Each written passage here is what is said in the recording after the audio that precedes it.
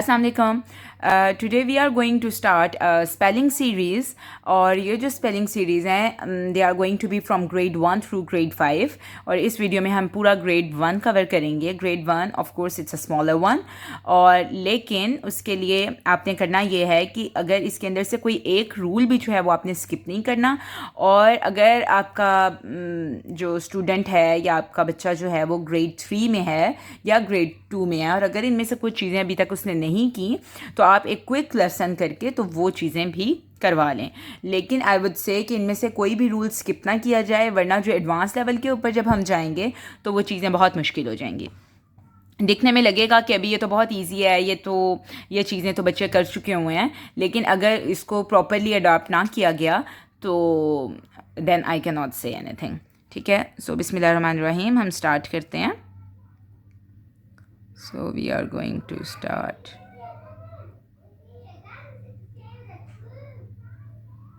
Spelling grade 1 today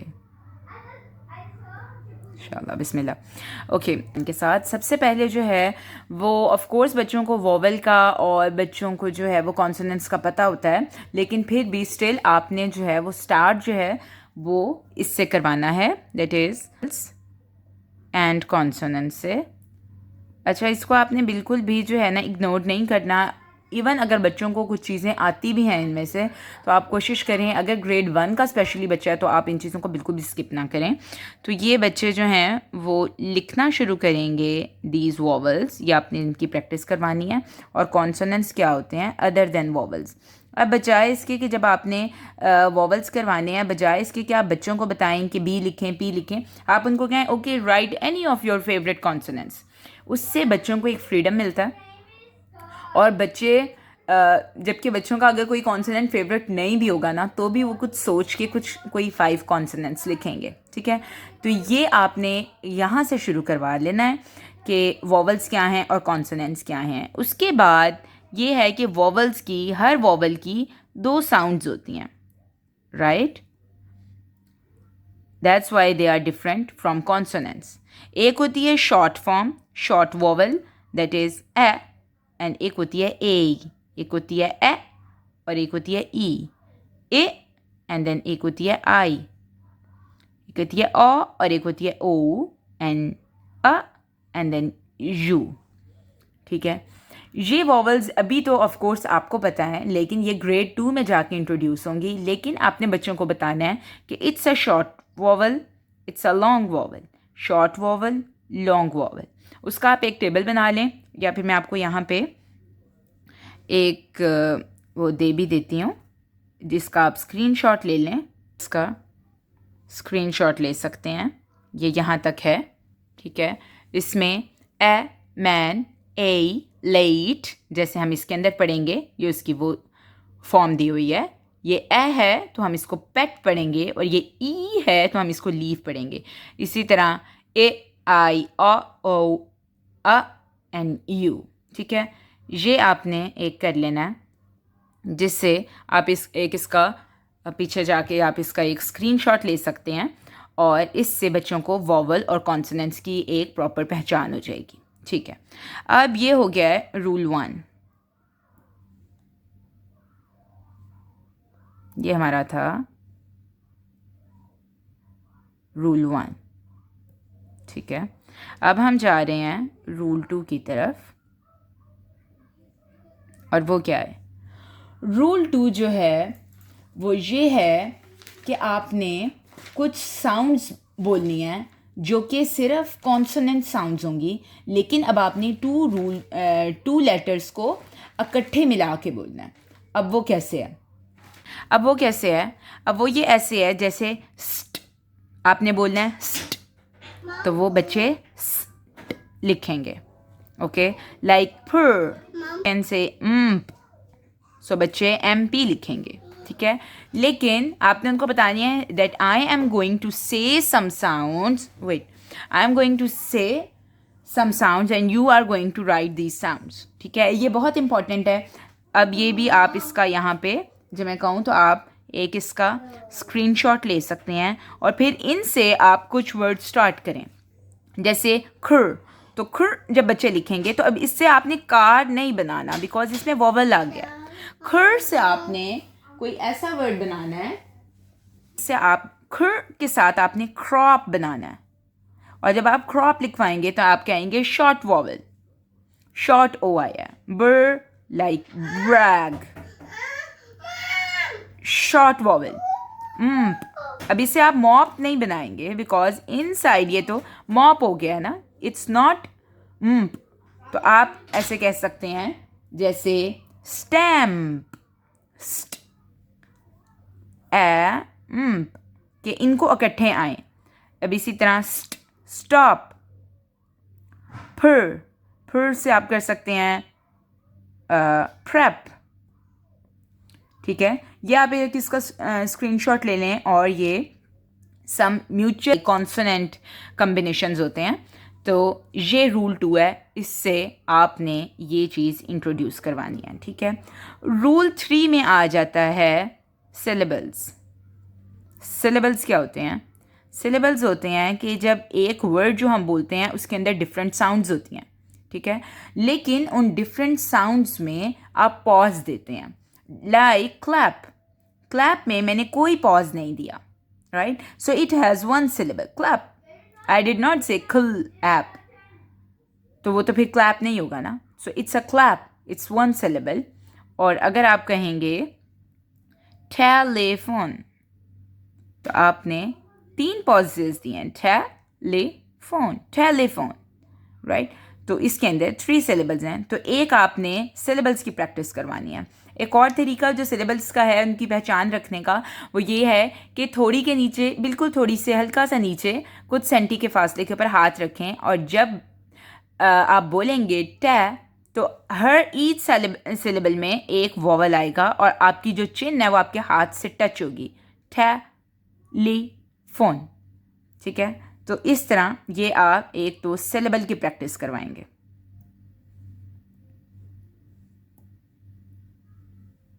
उसके बाद rule 4, अब हमने क्या किया, अभी हम दोबारा एक दफ़ा देख लेते हैं। हमने वॉवल और कॉन्सोनेंट्स किए हैं। वॉवल्स में आपने शॉर्ट वॉवल और लॉन्ग वॉवल बताए हैं, लेकिन इसके ऊपर आपने एक पूरा वीक लगाना है, क्योंकि आप देखें कि आप पहले कॉन्सोनेंट्स बताएंगे, आप वॉवल्स बताएंगे, फिर बच्चों को ये चीज़ें समझने में थोड़ा सा टाइम लगता है कि कौन सा ए है और कौन सा ए है। ओके, एक और जो तरीका है इनको पहचान में रखने का या बच्चों को बताने का, कि जब अगर शॉर्ट फॉर्म है so we will say the sound A, और जब लॉन्ग फॉर्म है then we will say the name of the letter, और नेम ऑफ द लेटर क्या है, ए। ई शॉर्ट फॉर्म है तो ए, और लॉन्ग फॉर्म है तो name of the letter that is E. A, I, O, uh, U. तो ये एक और तरीका है बच्चों को याद रखवाने का। ठीक है, रूल 2 में हमने देखा कि हमने कॉन्सोनेंट्स जो हैं 2-2 कॉन्सोनेंट्स इकट्ठे करके लिखवाने हैं, और पहले आपने 1 से 2 दिन तक आपने सिर्फ इन कॉन्सोनेंट्स के कॉम्बिनेशंस की प्रैक्टिस करवानी है। उसके बाद 2 से 3 दिन के बाद आपने इनकी प्रैक्टिस करवानी है। ठीक है, ये हमारा हो गया वीक 2। और इसमें जब आप स्टैम्प बोलेंगे तो आप उनको कहेंगे कि क्योंकि स्टैम्प है, A is not saying its name, so it's a short vowel, it's a short A। तो ये साथ साथ बच्चों को याद दहानी करवाते रहना चाहिए। कभी आपने शॉर्ट वॉवल लॉन्ग वॉवल का पूछ लेना है, कभी आपने वॉवल का पूछ लेना है, कभी आपने पूछना है कि अच्छा आपने क्रॉप लिखा है, इसके अंदर कितने कॉन्सोनेंट्स आए हैं, इसके अंदर कितने वॉवल आए हैं। ठीक है, एक ये हो जाएगा। उसके बाद रूल 3 में हमने सिलेबल्स कर लिया, उसमें अब आपने फाइंड आउट करना है, क्लैप करके भी फाइंड आउट कर सकते हैं कि कितने सिलेबल्स आए हैं। फिर आप ढूंढें कि 1 सिलेबल वाले वर्ड्स, 3 सिलेबल्स वाले वर्ड, 2 सिलेबल्स वाले वर्ड्स। मेरे पास रूल 4 में आ जाता है डायाग्राफ्स।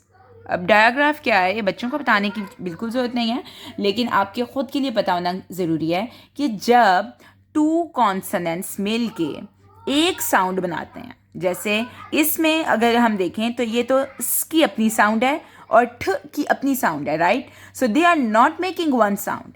लेकिन इन डायग्राफ्स में क्या होता है, 2 डाई से है ना, digraph rule,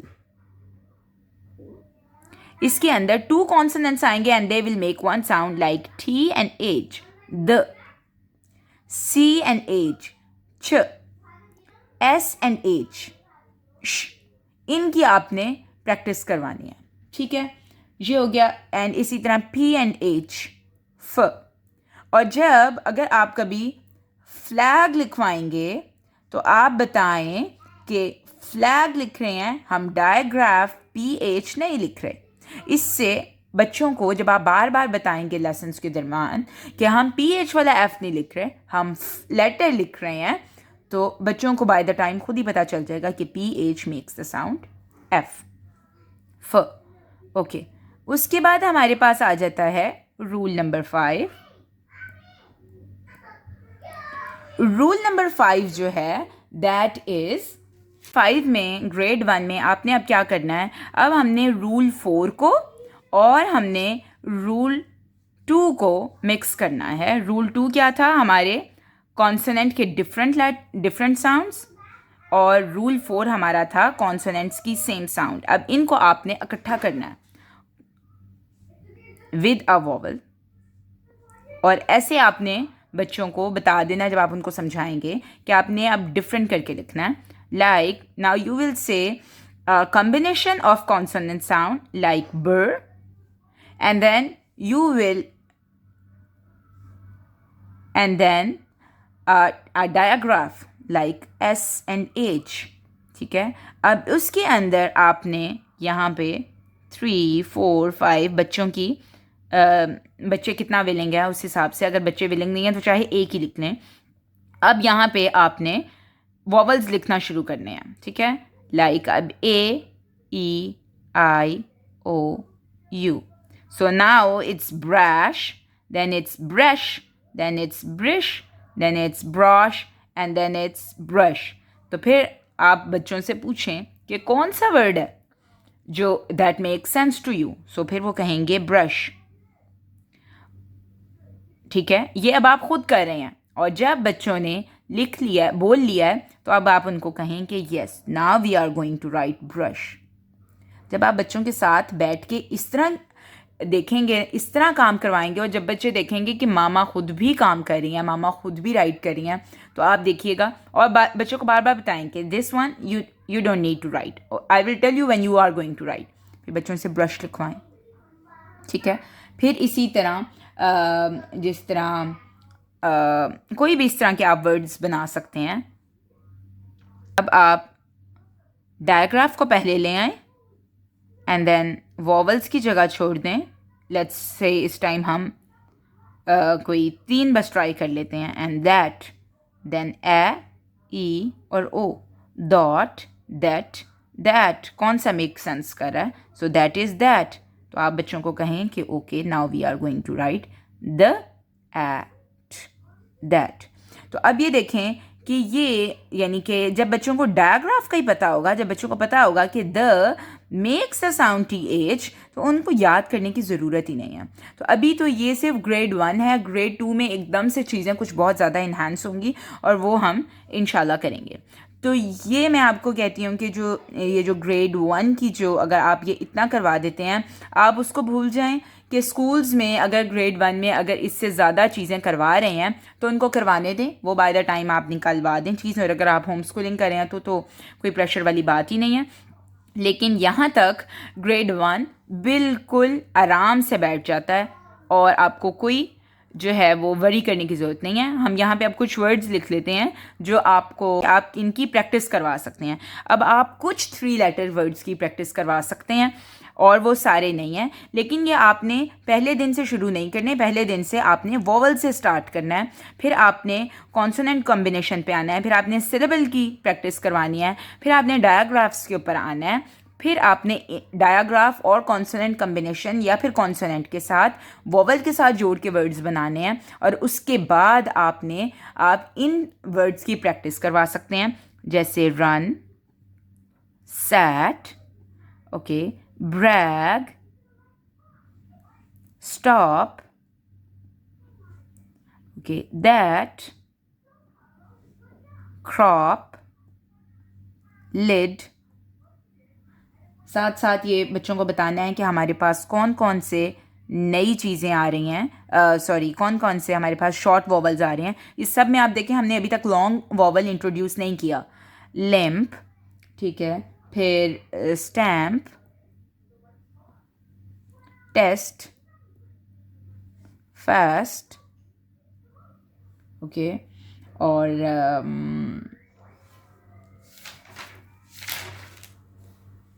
open.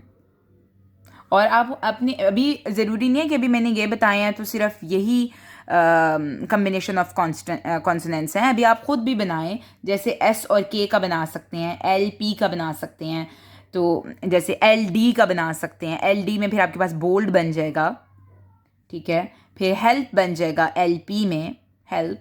Then task S के बन जाएगा. अब अगर हम स्कूल्स वगैरह की तरफ देखें ना, तो अक्सर 4 लेटर वर्ड्स की तरफ 4 लेटर वर्ड्स की तरफ नहीं आते हैं, वो इधर इधर ही रहते हैं. लेकिन अगर आप इस तरह लेके चलेंगे ना, तो ग्रेड 1 का बच्चा आराम से 5 लेटर वर्ड भी लिख सकता है. अब ये देखें, stamp, it's a 5 letter word. So basically it does not depend on the letters, it depends on the rule. तो ये अभी आप इसका स्क्रीनशॉट ले सकते हैं और ये आपके लिए कुछ एग्जांपल्स हो जाएंगी, और इस तरह के कोई 100 मोर वर्ड्स आप खुद बना सकते हैं. उसके बाद हमारे पास ये प्रैक्टिस आ गई. उसके बाद हमारे पास जो एक लास्ट है वो है रूल नंबर 6, और ये बहुत इम्पॉर्टेंट है. और ये रूल जो है, वैसे तो सारे इंपॉर्टेंट हैं, लेकिन ये रूल जो है ये बहुत ज़्यादा अभी जाके हमारे एडवांस लेवल के ऊपर वर्क करेगा, और ये बिल्कुल एंड पे आएगा. रूल नंबर 6 है अबाउट एफिक्स. अब एफिक्स क्या होते हैं? Affix contains 2 things, that is prefix, number 2 is suffix. अब ये क्या होता है? प्रीफिक्स और सफिक्स क्या होता है? प्रीफिक्स और सफिक्स जो है ये बच्चों को वर्ड्स की डीकोडिंग करने में हेल्प करेगा. जैसे ओपन्ड, अब बच्चों इसको डी कोड करेंगे. अभी नहीं, मैं आपको जस्ट एक एग्जांपल दे रही हूँ कि इसका कहाँ पे यूज़ होगा, कि E D is another thing and open is another thing, और फिर वो इसको डी कोड करेंगे ओपन प्लस ई डी, ठीक है. तो अब अगर हम इसके ऊपर वापस आएँ, तो अब हम ये देखते हैं कि प्रीफिक्स क्या होता है. Prefix is a combination of letter that comes before a proper word, like re, like un. Okay, agar re doesn't make any sense. If I will tell you re, un, it doesn't make any sense, right? It's called prefix because it comes before a word and makes sense. अगर अब मैं इसके साथ open लिख दूंगी, so it's called reopen. Open it again, right? Now it's making a sense. So this re is called a prefix and open is a proper word.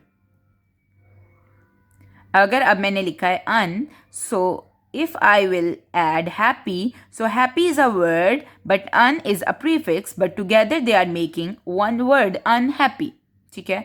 अगर अब हम यहाँ सफिक्स में आए, तो suffix is a combination of letters और a letter sometime that comes after basic word. अब अगर मैं इसी ओपन को ही ले लूँ, open plus ed. Now ed is coming in the end, so it's called open. Now ed is a suffix and open is a word.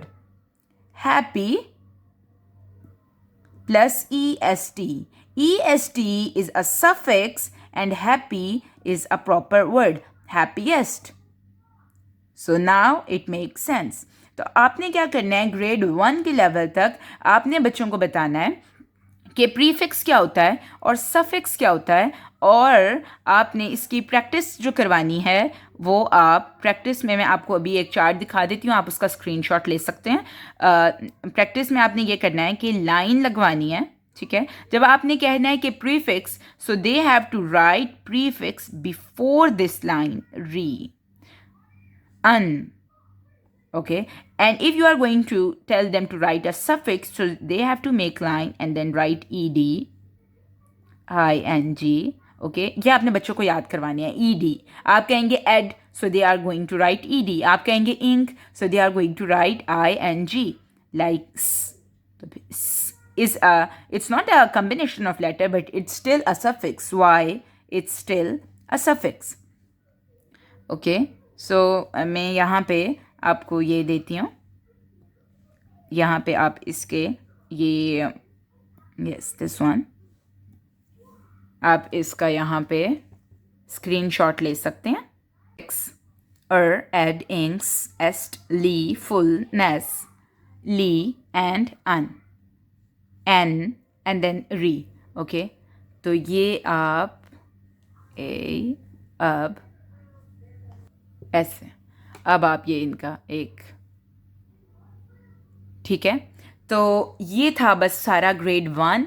अब अगर आप चाहते हैं कि आप ग्रेड 2 के ऊपर जाएं, और अगर आपके बच्चों में से किसी को एफिक्स का नहीं पता, या उनको आपने ऐसी वाली प्रैक्टिस नहीं करवाई, ऑफ कोर्स उनको पता होगा, लेकिन एक प्रैक्टिस करवा लें डायाग्राफ की, और दीज जो कम्बिनेशन ऑफ कॉन्सोनेंट लेटर्स हैं इनकी, तो ये बहुत हेल्पफुल हो जाएगा इंशाल्लाह. तो ये पूरा जो है हमारा ग्रेड 1 का स्पेलिंग पूरा इसके अंदर कवर हो गया है. इंशाल्लाह मैं नेक्स्ट वीडियो जो है वो ग्रेड 2, 3 और मेरा है कि हम ग्रेड 1 थ्रू 5 जाएंगे इंशाल्लाह, और 5 तक भी. और इसके साथ ये है कि रीडिंग की हैबिट और बच्चों को रीड अलाउड की हैबिट, की सारी चीज़ें स्पेलिंग में बहुत हेल्पफुल साबित होती हैं. अगेन, हर रूल को, हर लेसन को आप ऑलमोस्ट 1 वीक ज़रूर दें. और दूसरी बात ये कि each day don't go more than 15 minutes. जितना 15 मिनट्स में कवर हो जाता है वो कर लें, क्योंकि स्पेलिंग जो है वो प्रॉपर एक बिल्कुल अलग सब्जेक्ट नहीं है, ये एक सब्जेक्ट का हिस्सा है, राइट. सो हमें इसको इतना करना है कि हम प्रॉपर रूल्स लेसन्स के साथ लेके चलेंगे. So 15 minutes are more than enough. So that's it. आप इनके स्क्रीनशॉट ले लें ताकि आपको बार बार वीडियो की तरफ वापस ना आना पड़े. और अगर आपको लगे कि अगर किसी और को कोई और स्पेलिंग की वजह से सफ़र कर रहा है तो उसको डू शेयर इट, ताकि और लोगों को भी फ़ायदा मिले. So that is it. See you in the next video about grade 2 इंशाल्लाह. ओके, अस्सलाम वालेकुम.